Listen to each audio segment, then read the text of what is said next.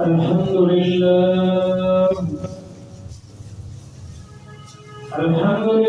نحمده ونستعينه ونستغفره ونؤمن به ونتوكل عليه ونعوذ بالله من شرور أنفسنا ومن سيئات أعمالنا من يهده الله فلا مضل له ومن يضلله فلا هادي له وأشهد أن لا إله إلا الله وحده لا شريك له وأشهد أن سيدنا وسندنا وشفيعنا ومولانا محمدا عبده ورسوله أما بعد فأعوذ بالله من الشيطان الرجيم بسم الله الرحمن الرحيم قال الله تبارك وتعالى في القرآن المجيد والفرقان الحميد محمد رسول الله والذين معه أشداء على الكفار رحماء بينهم تراهم ركعا سجدا يبتغون فضلا من الله ورضوانا وقال الله تبارك وتعالى في مقام آخر لقد رضي الله عن المؤمنين إذ يبايعونك تحت الشجرة وقال النبي صلى الله عليه وسلم لكل نبي رفيق ورفيقي في الجنة عثمان وقال النبي صلى الله عليه وسلم في مقام آخر فقال أهد أحقق فإنما عليك نبي وصديق وشهيدان صدق الله العظيم وصدق رسوله النبي الكريم ونحن على ذلك من الشاهدين والشاكرين والحمد لله رب العالمين. میرے معزز واجب الاحترام دوستوں بزرگوں، میں آپ حضرات کے سامنے سورۃ فتح کی دو آیات اور حضور صلی اللہ علیہ وسلم کی حدیث مبارک بیان فرمائے۔ اس میں اللہ تعالیٰ نے جو ہے صحابہ کرام رضوان اللہ علیہم اجمعین کی عظمت اور ان کے مقام کی طرف جو ہے اشارہ فرمایا ہے کہ صحابہ کا کیا مقام ہے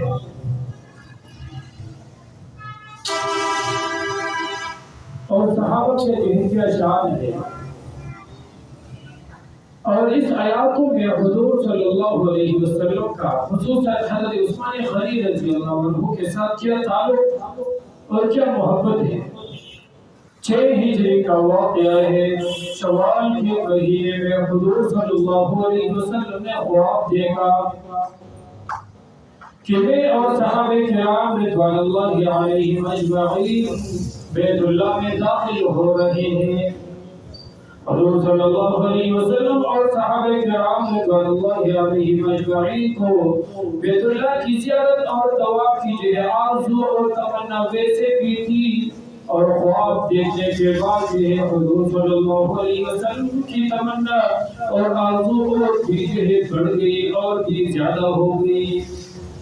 تو حضور صلی اللہ علیہ وسلم اور صحابہ کرام رضوان اللہ علیہم اجمعین نے عمرہ کرنے کا ارادہ کیا، اور 150 صحابہ مدینے سے مکے کی طرف جو ہے روانہ ہوئے۔ حضور صلی اللہ علیہ وسلم اور صحابہ کرام رضوان اللہ علیہم اجمعین احرام باندھے ہوئے اور قربانی کے 70 اونٹ ہمارا لیے ہوئے۔ اس بات کی دلیل تھی کہ حضور صلی اللہ علیہ وسلم کا ارادہ جو ہے لڑنے اور جہاد کا نہیں تھا، بلکہ عمرے اور طواف کرنے کا ارادہ تھا۔ مشرکین مکہ کو جب پتہ چلا تو انہوں نے جاسوس بھیجے کہ پتہ کر لے کہ حضور صلی اللہ علیہ وسلم کا ارادہ کیا ہے۔ جاسوسوں نے خبر دی کہ حضور صلی اللہ علیہ وسلم کا ارادہ جو ہے لڑنے کا نہیں ہے بلکہ طواف اور عمرے کا ارادہ ہے، لیکن پھر بھی ان کو یقین نہیں آیا اور انہوں نے کہا کہ حضور صلی اللہ علیہ وسلم کو عمرے کی بھی اجازت نہیں دے سکتے ہیں۔ حضور صلی اللہ علیہ وسلم نے حضرت عمر رضی اللہ عنہ کو سفیر بنا کر بھیجنا چاہا کہ آپ جا کر مشرکین مکہ سے بات چیت کر لیں کہ آپ جو ہے ہمارا ارادہ جو ہے طواف اور عمرے کا ہے نہ کہ جہاد اور لڑائی کا۔ حضرت عمر فاروق رضی اللہ عنہ نے مشورہ دیا کہ اے اللہ کے رسول میرے بجائے اگر عثمان غنی رضی اللہ عنہ کو بھیجا جائے تو یہ بہتر ہے۔ حضور صلی اللہ علیہ وسلم اس لیے کیوں حضرت عمر فاروق رضی اللہ عنہ کیا موت سے ڈر رہے تھے یا کافروں سے ڈر رہے تھے؟ ایک اسلام کا جواب دے رہا ہوں۔ ہم لوگ جو ہے صحابہ پر اعتراضات کرتے ہیں۔ حضرت عمر فاروق رضی اللہ عنہ تو وہ وقت تھے جنہوں جس وقت جو ہے اسلام قبول کیا تو اعلان کیا کہ اگر کوئی آدمی اپنی بیوی کو جو ہے بیوہ کروانا چاہتا ہے اور اپنے بچوں کو یتیم کروانے چاہتے ہیں تو میرے سامنے آ جائے۔ حضرت عمر فاروق رضی اللہ عنہ تو وہ امت تھے جو بیت اللہ اور بیت المقدس کے فاتح تھے۔ جس وقت حضرت عمر فاروق رضی اللہ عنہ نے ہجرت کی اس وقت جو اعلانیہ طور پر جو ہے فرماتے ہیں کہ اگر کوئی آدمی جس میں اتنی ضرورت ہے کہ عمر کے سامنے آئے تو وہ آ سکتے ہیں، لیکن کسی میں ضرورت نہیں تھی کہ عمر بن خطاب رضی اللہ عنہ کے سامنے آئے۔ تو یہ کیوں کہا کہ میرے بجائے عثمان بن عفان رضی اللہ عنہ کو بھیجا جائے تو یہ اچھا ہے؟ جواب اس کا یہ ہے کہ حضرت عمر فاروق رضی اللہ عنہ فرماتے تھے کہ اگر اسے کے مکہ کے بعد میں جاؤں، ایک تو بات یہ ہے کہ میرا قبیلہ جو ہے وہاں پر موجود نہیں ہے، دوسری بات یہ کہ حضور صلی اللہ علیہ وسلم جس مقصد اور جس ارادے سے مدینے سے مکے کی طرف آئے ہیں وہ مقصد اور ارادہ جو ہے فوت ہو جائے گا، مقصد ہی ختم ہو جائے گا۔ جہاد عمرے کے لیے اور اس طرح طواف کرنے کے لیے آئے ہیں تو وہ نہیں ہو جائے گا۔ اس لیے حضرت عمر فاروق رضی اللہ عنہ نے فرمایا کہ میرے بجائے اگر حضرت عثمان بن عفان رضی اللہ عنہ کو سفیر بنا کر بھیجا جائے تو یہ اچھا ہے۔ حضور صلی اللہ علیہ وسلم کو یہ تجویز پسند آئی اور حضور صلی اللہ علیہ وسلم نے حضرت عثمان بن عفان رضی اللہ عنہ کو سفیر بنا کر مشرکین مکہ کے پاس بھیجا۔ مشرکین مکہ نے ان کا استقبال کیا اور کہا کہ اگر تم طواف کرنا چاہتے ہو یا زیارت بیت اللہ کا عمرہ کرنا چاہتے ہو تو آپ کو اجازت ہے، لیکن حضور صلی اللہ علیہ وسلم کو اجازت نہیں۔ عثمان غنی رضی اللہ عنہ نے فرمایا کہ کعبہ تو موجود ہے لیکن کعبہ نما موجود نہیں ہے، میں حضور صلی اللہ علیہ وسلم کے بغیر کیسے طواف اور عمرہ کر سکتا ہوں؟ تو ان بات چیت اور گفتگو میں جو ہے بہت زیادہ لگی، بات لمبی ہو گئی تو یہ بات مشہور ہو گئی کہ مشرکین مکہ نے حضرت عثمان غنی رضی اللہ عنہ کو شہید کیا۔ حضور صلی اللہ علیہ وسلم تک یہ بات آئی تو حضور صلی اللہ علیہ وسلم ایک درخت کے نیچے، چیکر درخت کے نیچے 1450 صحابہ تھے، اس بات پر بیعت کر رہے ہیں، اس بات پر بیعت لے رہے ہیں کہ عثمان غنی کے خون رضی اللہ عنہ کے خون کا بدلہ دیا جائے گا، اس کے خون کے قصاص دیا جائے گا۔ تو 1450 صحابہ نے حضور صلی اللہ علیہ وسلم کے ہاتھ پر بیعت کی، اور بیعت کا مطلب کیا تھا کہ ہم عثمان کے لیے جو ہے زخمی بھی ہو سکتے ہیں، کٹ بھی سکتے ہیں، شہید بھی ہو سکتے ہیں اور فاتح بھی بن سکتے ہیں۔ صرف ایک آدمی کے علاوہ 1450 صحابہ میں سے 1.5 صحابہ نے بیعت کی، وہ منافق آدمی تھا، انہوں نے جو ہے اونٹ کا بہانہ بنا کر جو ہے نکل گیا اور پھر راستے میں ہی مردار ہو گیا۔ تو حضور صلی اللہ علیہ وسلم نے فرمایا کہ میرا دل کہتا ہے کہ عثمان جو ہے شہید نہیں ہوئے ہیں، زندہ ہے، اگر وہ شہید نہیں ہے زندہ ہے تو میرا دل چاہتا ہے کہ عثمان رضی اللہ عنہ کو بھی بیت رضوان میں شریک کر لوں۔ حضور صلی اللہ علیہ وسلم نے اپنا ہاتھ اٹھا کر دوسرے ہاتھ فرمایا اور فرمانے لگے کہ یہ ہاتھ جو ہے عثمان کی طرف سے ہے، لیکن حضور صلی اللہ علیہ وسلم نے اپنے ہاتھ کو عثمان کا ہاتھ سمجھا ہے۔ یہ احساس صحابہ میں سے کسی کو جو ہے کیا کسی کو نہیں ملا ہے۔ حضرت عثمان غنی رضی اللہ عنہ یہ وہ صحابی ہے کہ جس کو جو ہے دنیا میں حضور صلی اللہ علیہ وسلم کے زبان مبارک سے 11 مرتبہ جنت کی خوشخبری ملی ہے، اور یہ وہ صحابی ہے کہ حضور صلی اللہ علیہ وسلم اس کے لیے شہید ہونے کو تیار ہے، اور یہ وہ صحابی ہے جس کی وجہ سے اللہ تعالیٰ نے 1450 صحابہ کو جنت کا ٹکٹ عطا فرمایا ہے۔ ایک مرتبہ حضور صلی اللہ علیہ وسلم جب حضور صلی اللہ علیہ وسلم نے فاطمہ الزہرا رضی اللہ عنہا کا رشتہ حضرت علی رضی اللہ عنہ سے منسلک کیا، حضرت علی رضی اللہ عنہ فرماتے ہیں کہ میں دیوار کے سائے میں پریشان بیٹھے ہوئے تھے۔ حضرت عثمان غنی رضی اللہ عنہ نے پوچھا کہ اے علی کیوں پریشان ہیں؟ حضرت علی رضی اللہ عنہ نے جواب دیا کہ میں غریب ہوں، میرے پاس مال نہیں ہے کہ میں جو ہے حضرت فاطمہ الزہرا رضی اللہ عنہا حضور صلی اللہ علیہ وسلم کی بیٹی کو نکاح کر لوں۔ حضرت عثمان غنی رضی اللہ عنہ نے فرمایا کہ پریشان ہونے کی ضرورت نہیں ہے، میں آپ کی شادی کا خرچہ میں ہی اٹھا لوں گا۔ حضرت عثمان غنی رضی اللہ عنہ نے شادی کا پورا خرچہ اٹھا کر حضرت علی رضی اللہ عنہ اور حضرت فاطمہ الزہرا رضی اللہ عنہا کی نکاح ہو گئی۔ ایک مرتبہ حضرت عائشہ رضی اللہ عنہا فرماتی ہے کہ عید کے دن میں نے عرض کیا کہ اللہ کے رسول یتیم بیوہ عورت ہے اور مسکین بیوہ اس طرح جو آتی ہے، کھانا کھاتی ہے، کھانا لے جاتی ہے۔ حضور صلی اللہ علیہ وسلم نے فرمایا کہ آج میرے پاس کچھ بھی موجود نہیں کہ میں آپ کو عطا کر دوں۔ حضور صلی اللہ علیہ وسلم عید کا دن کا نماز کا وقت تھا، تو حضور صلی اللہ علیہ وسلم نماز پڑھنے کے لیے گئے، اور جب واپس تشریف لائے تو کھانا بن رہا تھا، مسکین بیوہ یتیم کھانا کھا رہے تھے اور کھانا لے کے بھی جا رہی تھی۔ حضور صلی اللہ علیہ وسلم نے پوچھا کہ یہ کھانا جو ہے کہاں سے آیا؟ حضرت عائشہ رضی اللہ عنہا نے جواب دیا کہ جب آپ کے جانے کے بعد حضرت عثمان غنی رضی اللہ عنہ نے ایک اونٹ جو ہے سامان کا لدا ہوا آپ کی بیوی ازواج مطہرات کے لیے بطور تحفہ اور ہدیہ جو ہے بھیجا ہے، وہی کھانا ہے۔ حضور صلی اللہ علیہ وسلم نے فرمایا کہ اللہ قیامت کے دن حضرت عثمان بن عفان رضی اللہ عنہ کے حساب کو آسان فرما دے۔ اللہ تعالیٰ ہمارے حسابوں کو بھی آسان فرما دے۔ حضرت عثمان غنی رضی اللہ عنہ یہ وہ صحابی ہے، بعض لوگ جو ہے خلفائے راشدین پہ جو ترتیب ہے اس وقت اشکال کرتے ہیں کہ یہ ترتیب ٹھیک نہیں ہے، اور یہ عبداللہ بن سبا کا نعرہ تھا۔ سب سے پہلے دنیا میں یہ نعرہ لگانے والا عبداللہ بن سبا یہ ایک یہودی تھا جو منافق بن کر مسلمان ہوا تھا، اور پھر حضرت عثمان غنی رضی اللہ عنہ نے اس کو مدینے سے بھی نکالا تھا۔ لیکن خلافت راشدہ کی طرف جو قرآن نے بھی اشارہ فرمایا ہے کہ محمد رسول اللہ، حضرت محمد مصطفیٰ صلی اللہ علیہ وسلم اللہ کے رسول ہے، والذین معہ اور وہ جو ان کے ساتھ ہے۔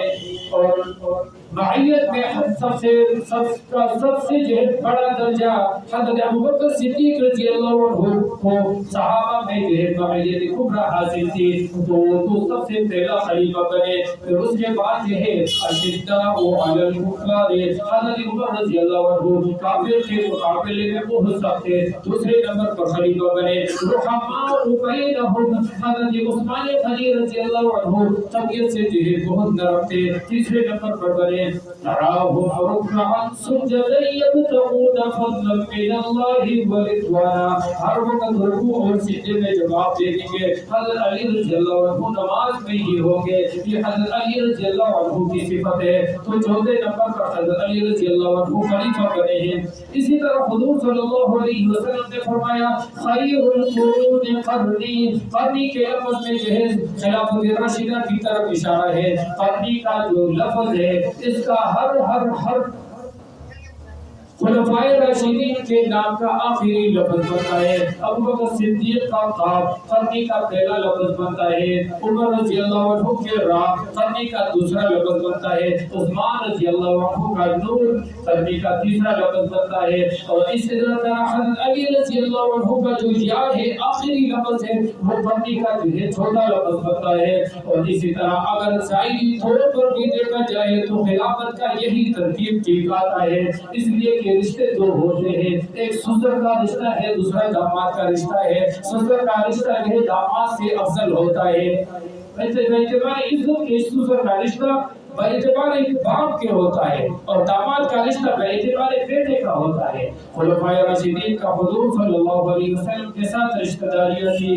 دو صحابہ دو خلیفہ وہ جو ہے حضور صلی اللہ علیہ وسلم کے سسر تھے, اور دو صحابہ دو خلیفہ وہ حضور صلی اللہ علیہ وسلم کے داماد تھے. حضرت ابو بکر اور حضرت عمر فاروق رضی اللہ عنہ سسر تھے.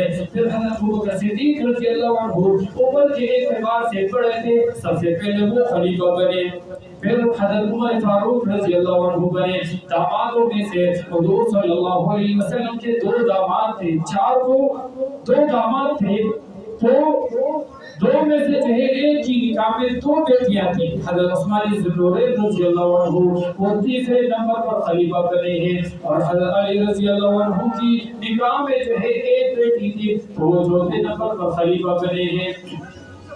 حضرت عثمان بن عفان رضی اللہ عنہ یہ وہ صحابی ہے جنہوں نے قرآن مجید کو لوگوں کو 7 قراتوں میں سے ایک قرات پر جمع فرما کر قرآن مجید کو پوری دنیا میں جو ہے پھیلا دیا. حضرت ابوبکر صدیق رضی اللہ عنہ نے قرآن مجید کو جمع فرمایا. ایک جہاد میں بہت سے قاری اور حافظ شہید ہو گئے تو صحابہ کرام رضوان اللہ علیہم اجمعین کے مشورے سے حضرت ابوبکر صدیق رضی اللہ عنہ نے پورے قرآن مجید کو جمع فرمایا. تو اسی وجہ سے حضرت ابوبکر صدیق رضی اللہ عنہ کو جامع القرآن کہتے ہیں. پھر یہ قرآن مجید جو ہے حضرت حفصہ رضی اللہ عنہ کے پاس جو ہے رکھوا دی گئی. پھر حضرت عثمان غنی رضی اللہ عنہ کے دور میں حضرت عثمان ذوالنورین رضی اللہ عنہ نے قرآن مجید کو 7 نسخے بنوا کر 7 صوبے تھے, ہر صوبے میں ایک ایک نسخہ بھجوا دیا. اس وجہ سے حضرت عثمان ذوالنورین رضی اللہ عنہ ناشر القرآن بنے, یعنی پوری دنیا میں جو ہے قرآن کو پھیلانے والے حضرت عثمان ذوالنورین رضی اللہ عنہ تھے. حضرت عثمان ذوالنورین رضی اللہ عنہ یہ وہ صحابی رسول ہے. فرماتے ہیں اس کی سخاوت کا مقام یہ ہے, فرماتے ہیں کہ کوئی ایسا جمعے کا دن نہیں گزرا ہے جس جمعے کو میں نے ایک غلام آزاد کیا ہو. یہ حضرت عثمان غنی رضی اللہ عنہ کا مقام ہے. اسی طرح خلفائے راشدین میں سے حضرت عثمان بن عفان رضی اللہ عنہ کی عمر مبارک جو ہے 82 سال تھی. 12 سال جو ہے انہوں نے خلافت کی ہے. یہ خلفائے راشدین میں سب سے زیادہ جو ہے یعنی مدت کے اعتبار سے خلافت جو ہے حضرت عثمان غنی رضی اللہ عنہ کی تھی. 12 سال میں حضرت عمر فاروق رضی اللہ عنہ نے 22 لاکھ مرغابین پر جو ہے اسلامی پرچم لہرایا تھا. حضرت عثمان غنی رضی اللہ عنہ نے اس کو بڑھا کر 44 لاکھ مرغابین تک پہنچایا اور اسلامی پرچم لہرایا. حضرت عثمان غنی رضی اللہ عنہ کے جو پہلے 6 سال ہے وہ فتوحات امن کا دور تھا, کوئی اختلاف نہیں تھا. معلوم کہتے ہیں کہ حضرت عثمان غنی رضی اللہ عنہ کا دور جو ہے فتنوں کا دور تھا. نعوذ باللہ 6 سال میں کوئی اختلاف نہیں تھا. پھر 6 سال کے بعد عبداللہ بن سبا یہ یہودی تھا, مسلمان بن کر مدینے میں آتا ہے, منافق بن کر مدینے میں آتا ہے. حضرت عثمان غنی رضی اللہ عنہ نے ان کی سازشوں کی وجہ سے ان کو مدینے سے نکال دیا اور پھر یہ مصر میں آباد ہو گیا. سب سے پہلے دنیا میں یہ پہلا شخص ہے کہ اس نے یہ نعرہ لگایا کہ خلافت جو ہے ابو بکر عمر عثمان کا حق نہیں تھا بلکہ علی حق کا حق تھا. اس نے اس کی وجہ سے اس کی بنیاد پر جو ہے 450 بلوائیوں کو باغیوں کو تیار کیا اور کہا کہ مدینے میں جا کر حضرت عثمان غنی رضی اللہ عنہ کو شہید کر دو یا خلافت چھین کر کے حضرت علی رضی اللہ عنہ کو ہم خلیفہ بنائیں گے. فرید بلوائی اور باقی لوگ موقع تلاش کر مدینے میں داخل ہوئے، اور کس وقت داخل ہوئے کہ جب لوگ جو ہے جہاد، جب لوگ حج کے لیے مدینے سے مکے کی طرف روانہ ہوئے تو مدینہ خالی ہو گیا، اور حضرت عثمان غنی رضی اللہ عنہ مدینے میں تشریف فرماتے، اس وقت یہ لوگ داخل ہوئے اور مطالبہ کیا کہ اے عثمان خلافت چھوڑ دے، خلافت تیرا حق نہیں ہے، علی رضی اللہ عنہ کا حق ہے۔ اس وقت حضرت عثمان غنی رضی اللہ عنہ مسجد نبوی میں ممبر رسول پر تشریف فرما کے، اور ان لوگوں نے جب خطبے کے لیے کھڑے ہو گئے تو ان لوگوں نے مطالبہ کیا کہ خلافت چھوڑ دے، خلافت تیرا حق نہیں ہے۔ ایک آدمی کھڑا ہو گیا اور یہ کہا کہ خلافت تیرا حق نہیں ہے، خطبہ بند کر دو، ہم تیرے خطبہ کو سننے کے لیے تیار نہیں ہے۔ حضرت عثمان غنی رضی اللہ عنہ نے خطبے کو جاری رکھا، اسی طرح دوسرا آدمی کھڑا ہو گیا، تیسرا آدمی کھڑا ہو گیا، اس دوران جو ہے 450 بلوائی اور باقی کھڑے ہو گئے اور کہا کہ خلافت حضرت علی رضی اللہ عنہ کا حق ہے۔ اور اسی طرح ایک بدبخت آدمی نے نیچے سے پتھر اٹھا کر حضرت عثمان غنی رضی اللہ عنہ کے چہرے پر مارا، وہ بے ہوش ہو کر گر پڑے، اور حضرت عثمان غنی رضی اللہ عنہ کے ہاتھوں میں ایک عصا تھی، لاٹھی تھی، جو حضور صلی اللہ علیہ وسلم سے لے کر حضرت ابوبکر، عمر اور حضرت عثمان رضی اللہ عنہ تک پہنچی۔ تو ایک بدبخت آدمی نے اس کو اٹھا کر دو ٹکڑے کر کے ایک طرف پھینک دیا۔ حضرت عثمان غنی رضی اللہ عنہ کو اٹھا کر گھر لایا دیا، اور جب ہوش میں آیا تو حضرت علی رضی اللہ عنہ سرحانے بیٹھے تھے، پوچھا کہ علی مدینے کا کیا حال ہے؟ حضرت علی رضی اللہ عنہ نے عرض کیا کہ اے امیر المؤمنین، اے خلیفہ مؤمنین، ہم آپ کا حال پوچھ رہے ہیں اور آپ مدینے والوں کا حال پوچھ رہے ہیں۔ تو حضرت عثمان غنی رضی اللہ عنہ نے جواب دیا کہ مدینہ جو ہے مصطفیٰ کا مدینہ ہے، میں جا کر نبی کو کیا جواب دوں گا کہ میں نے مدینے کو کس حال میں چھوڑا تھا۔ حضرت عثمان غنی رضی اللہ عنہ خلافت چھوڑنے کے لیے کیوں تیار نہیں ہے، یہ ایک اشکال ہوتا ہے۔ حضرت عثمان غنی رضی اللہ عنہ خلافت چھوڑنے کے لیے اس لیے تیار نہیں تھے کہ ایک حدیث ہے، عثمان غنی رضی اللہ عنہ فرماتے ہیں کہ مجھے وہ حدیث یاد ہے کہ حضور صلی اللہ علیہ وسلم نے فرمایا کہ اے عثمان، ایک وقت آئے گا کہ اللہ جو ہے آپ کو جو ہے خلافت کی قمیص پہنائے گا، اور لوگ آپ سے اگر اتارنا چاہے تو اس قمیص کو کبھی نہیں اتارنا، خلافت کو کبھی نہیں چھوڑنا، اگر تو خلافت کو چھوڑ دے تو قیامت کے دن جو ہے تجھ سے پوچھا جائے گا۔ اس لیے حضرت عثمان غنی رضی اللہ عنہ خلافت چھوڑنے کے لیے تیار نہیں ہے۔ حضرت عثمان غنی رضی اللہ عنہ گھر میں موجود تھے کہ باغیوں نے جو ہے اعلان کیا کہ حضرت عثمان غنی رضی اللہ عنہ مسجد نبوی میں جو ہے داخل نہیں ہو سکتے ہیں، مسجد نبوی میں جو ہے نماز نہیں پڑھا سکتا ہے، اور اسی طرح جو ہے گھر سے بھی نہیں نکل سکتے ہیں۔ حضرت عثمان غنی رضی اللہ عنہ کو گھر میں جو ہے نظر بند کر دیا۔ 7 دنوں کے بعد بلوائیوں نے، باغیوں نے پھر اعلان کیا کہ کوئی بھی آدمی حضرت عثمان غنی رضی اللہ عنہ کے گھر میں کھانا نہیں لے جا سکتا ہے۔ حضرت علی رضی اللہ عنہ فرماتے ہیں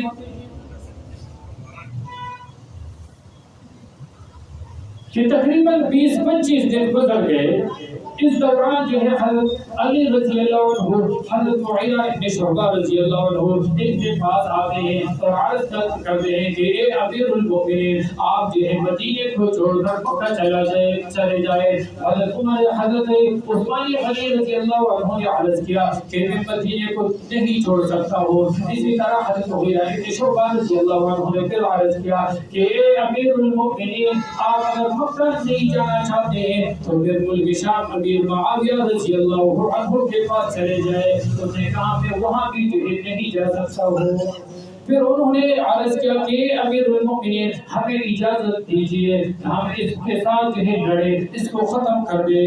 حضرت عثمان غنی رضی اللہ عنہ نے جواب دیا کہ میں ایسا خلیفہ نہیں بننا چاہتا ہوں، میں تو ٹکڑے ٹکڑے ہو سکتا ہوں، لیکن میں ایسا خلیفہ نہیں بننا چاہتا ہوں جس کے دور میں جو ہے مدینے کی گلیوں میں جو ہے مسلمانوں کا خون بہے۔ تو اسی طرح جو ہے صحابہ کرام رضوان اللہ علیہم اجمعین نے جگہ جگہ سے جو ہے خبر آئی کہ ہمیں حکم کیجیے، لیکن حضرت عثمان غنی رضی اللہ عنہ خلیفہ المؤمنین تھے، امیر المؤمنین تھے، انہوں نے کہا کہ میں اس طرح مدینے میں جو ہے جنگ نہیں کرنا چاہتا ہوں۔ حضرت علی رضی اللہ ایک مرتبہ حضرت عثمان غنی رضی اللہ عنہ نے 20-25 دن گزرنے کے بعد حضرت علی رضی اللہ عنہ سے فرمایا، خبر بھجوا دیا کہ کچھ پانی بھیج دے۔ حضرت علی رضی اللہ عنہ نے مشکیزہ پر کے اپنے کندھے پر رکھا۔ جب قریب حضرت عثمان غنی رضی اللہ عنہ کے قریب پہنچتے ہیں تو باغیوں نے تیر مارا اور سارا پانی جو ہے دے دیا۔ حضرت علی رضی اللہ عنہ نے اپنی پگڑی اتار کر جو ہے دیوار کے دوسرے طرف پھینک دیا کہ اے امیر المؤمنین، میں پانی تو لے کر آیا تھا لیکن باغیوں نے آپ تک پہنچنے نہیں دیا، اور اگر آپ حکم کر دے تو میں آپ پر قربان ہونے کے لیے تیار ہوں۔ پگڑی کا پھینکنا اس کی طرف مطلب یہ تھی کہ میں جو ہے تیار ہوں قربان ہونے کے لیے، میں شہید ہونے کے لیے تیار ہوں، میں جہاد کے لیے تیار ہوں، آپ ہمیں حکم دیجیے۔ لیکن حضرت عثمان غنی رضی اللہ عنہ نے سختی سے منع کیا تھا کہ کوئی بھی آدمی جو ہے مدینے میں جنگ نہ کرے۔ حضرت علی رضی اللہ عنہ نے پوچھا کہ امیر المؤمنین 20-25 دن گزر گئے، کیسے گزارا کرتے ہو؟ عثمان غنی رضی اللہ عنہ نے جواب دیا، جب بھوک لگتی ہے تو قرآن پڑھتا ہوں، اور جب پیاس لگتی ہے تو نماز پڑھتا ہوں، اور جب پیاس لگتی ہے تو قرآن پڑھتا ہوں۔ یہ حضرت عثمان غنی رضی اللہ عنہ کی شان ہے۔ 37 دن گزرنے کے بعد حضرت عثمان غنی رضی اللہ عنہ مکان کے چھت پر کھڑے ہو کر خطاب فرماتے ہیں، ان باغیوں کو جو ہے متوجہ کرتے ہیں کہ اے باغیوں، کیا میں وہ عثمان نہیں ہوں جس کے بارے میں حضور صلی اللہ علیہ وسلم نے فرمایا کہ ہر نبی کا ایک دوست ہوا کرتا ہے، اور میرا دوست جنت میں عثمان بن عفان رضی اللہ عنہ ہے۔ اور اسی طرح پھر مخاطب کیا کہ اے باغیوں، کیا میں وہ عثمان نہیں ہوں جس نے میری روما کو جو ہے خرید کر مدینے مسلمانوں کے لیے وقف کیا تھا، اور تم لوگ مجھے 2 گھونٹ پانی پلانے کے لیے تیار نہیں ہو؟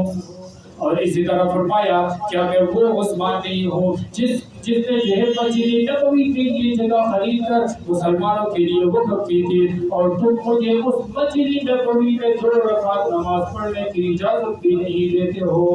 ایک مسلمان کو 3 وجہ سے قتل کرنا جائز ہے، یا تو وہ آدمی جو ہے مرتد نعوذ باللہ مرتد ہو جائے، اور یا جو ہے شادی شدہ ہو کر زنا کر لے، اور یا ناحق خون بہائے۔ ان تینوں میں سے حضرت عثمان غنی رضی اللہ عنہ فرماتے ہیں کہ زنا کے قریب میں تو جاہلیت میں بھی قریب نہیں کیا ہوں، اور اسی طرح جو ہے میں نے کبھی ناحق خون بھی نہیں کیا ہے، میں مرتد بھی نہیں ہوں، تو تم میرے پیچھے کیوں پڑے ہو؟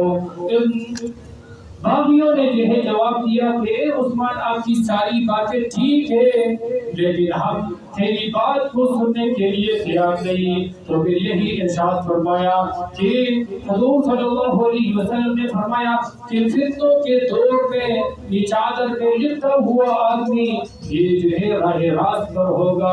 حضرت عمر فاروق رضی اللہ عنہ فرماتے ہیں کہ میں اٹھا اور اس کا چہرہ کھولا، حضور صلی اللہ علیہ وسلم کی طرف جو ہے ایسے متوجہ کیا کہ یہ آدمی، حضور صلی اللہ علیہ وسلم نے فرمایا کہ ہاں یہ آدمی، اور وہ حضرت عثمان بن عفان رضی اللہ عنہ تھے۔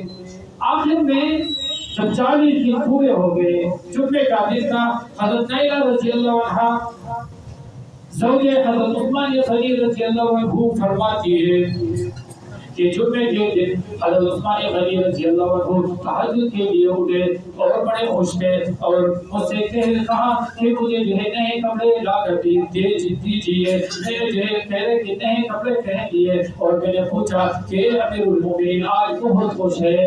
عرض کرنے لگے کہ نیلہ، آج حضور صلی اللہ علیہ وسلم کی خواب میں زیارت ہوئی۔ حضور صلی اللہ علیہ وسلم نے فرمایا کہ عثمان، تو نے 40 دن تک روزہ رکھا ہے، آج میرے ساتھ مسجد کوثر پر افطار کرنا۔ 10 بجے جو ہے باغی لوگ اندر آتے ہیں، دیوار پلان کے حضرت علی رضی اللہ عنہ نے اپنے دونوں بیٹوں کو، حضرت حسن حسین رضی اللہ عنہ کو، طلحہ اور زبیر رضی اللہ عنہ نے اپنے اپنے بیٹوں کو دروازے پر چوکیدار بنا کے کھڑے کر دیے تھے کہ یہاں کھڑے ہو جاؤ، ہمیں خطرہ ہے کہ ایسے نہ ہو کہ تیرے چچا کو جو ہے باقی لوگ شہید نہ کر دے۔ تو یہ باقی لوگ جو ہے دیوار پلا کے، گھر کے پیچھے سے دیوار پلا کے گھر میں داخل ہوتے ہیں۔ اس میں ایک کنانہ بن بشر اور دوسرا جو ہے عمر بن الحبق، یہ دو وقت آدمی حضرت عثمان غنی رضی اللہ عنہ پر حملہ کرتے ہیں۔ عمر بن الحبق یہ تلوار سے یا خنجر سے حملہ کرتے ہیں۔ حضرت عائشہ رضی اللہ عنہا ان کے حملے کو روکتی ہے تو ان کے انگلیاں جو ہے کٹ کر جو ہے زمین پر گرتی ہے۔ اور اسی طرح یہ کنانہ بن بشر یہ وہ بدبخت آدمی ہے جو حضرت عثمان غنی رضی اللہ عنہ کو داڑھی سے پکڑ کے اس پر حملہ کرتے ہیں۔ کنانہ بن بشر اور اسی طرح عمر بن الحمق یہ اس کے سینے پر بیٹھ کر جو ہے حضرت عثمان غنی رضی اللہ عنہ کے جسم پر 90 وار کرتے ہیں، 90 جگہ جو ہے زخمی کرتے ہیں۔ اور اس طرح حضرت عثمان غنی رضی اللہ عنہ نے جب دیکھا کہ اس نے میرے حرم پر حملہ کیا ہے تو دعا کی کہ اللہ اس آدمی کے جو ہاتھ پاؤں کاٹ دے اور اس کو جہنم میں ڈال دے۔ حضرت ابو موسیٰ اشعری رضی اللہ عنہ فرماتے ہیں کہ اس بدبخت آدمی کو میں نے آخری وقت میں دیکھا تھا کہ اس کے ہاتھ پاؤں کٹے ہوئے تھے اور کہہ رہے تھے کہ اے ابو موسیٰ اشعری مجھ سے دور ہو جاؤ، ابھی تو صرف جہنم میں جانا ہی باقی ہے۔ حضرت عثمان غنی رضی اللہ عنہ کو بے دردی سے جو ہے شہید کر دیا اور پھر جو ہے ظلم در ظلم 3 دن تک جو ہے جنازہ پڑا رہا، لاش پڑی رہی۔ کوئی آدمی باغیوں نے اعلان کیا کہ اس کو کوئی دفن بھی نہیں کر سکتا ہے، غسل نہیں دے سکتے ہیں، کفن بھی نہیں دے سکتے ہیں، نماز جنازہ بھی نہیں پڑھا سکتے ہیں۔ 3 دن کے بعد جو ہے ام حبیبہ رضی اللہ عنہ شیر اسلام یعنی امیر معاویہ رضی اللہ عنہ کی بہن حضور صلی اللہ علیہ وسلم کی زوج مطہرہ آتی ہے اور اعلان کرتی ہے کہ آج تم نے اگر عثمان غنی رضی اللہ عنہ کی لاش کو اٹھانے نہیں دیا تو میں محمد کی بیوی دوپٹہ اتار کر مکی کی گلیوں میں آ جاؤں گی۔ حضرت ابو ہریرہ رضی اللہ عنہ فرماتے ہیں کہ اگر حضور صلی اللہ علیہ وسلم کی زوج مطہرہ اگر دوپٹہ اتار کر آتی تو آسمان سے پتھر برستے، زمین پھٹ جاتی۔ اس کی وجہ سے، اس دھمکی کی وجہ سے کافی ڈر گئے اور حضرت عثمان غنی رضی اللہ عنہ کے جنازے کو 4 آدمیوں نے اٹھایا۔ ایک حضرت علی رضی اللہ عنہ، حضرت حسن حسین رضی اللہ عنہ اور حضرت محمد بن طلحہ رضی اللہ عنہ نے صرف 4 آدمیوں کو اجازت دی کہ حضرت عثمان غنی رضی اللہ عنہ کو اٹھانے دیجیے۔ تو انہوں نے جو ہے نماز جنازہ پڑھا کے پھر اعلان ہوا کہ حضرت عثمان غنی رضی اللہ عنہ کو مسلمانوں کے قبرستان میں دفن کرنا بھی جو ہے منع ہے، تو ان کو جنت البقیع کے ایک کونے میں دفن کیا گیا۔ اللہ کی شان دیکھو، حضرت عثمان غنی رضی اللہ عنہ کی کرامت ہے کہ جہاں پر جو حضرت عثمان غنی رضی اللہ عنہ کو دفن کیا گیا وہی جو ہے جنت البقیع کا درمیان نظر آتا ہے۔ اور اسی طرح جو ہے حضرت حلیمہ سعدیہ رضی اللہ عنہ کے قدموں میں جو ہے حضرت عثمان غنی رضی اللہ عنہ کو جگہ ملی ہے۔ تو یہ حضرت عثمان غنی رضی اللہ عنہ کی سیرت اور شہادت کا واقعہ ہے۔ اللہ تعالیٰ ہمیں جو ہے صحابہ کے نقش قدم پر اور ان کے ساتھ جو ہے محبت کرنے کی توفیق عطا فرمائے۔ وآخر دعوانا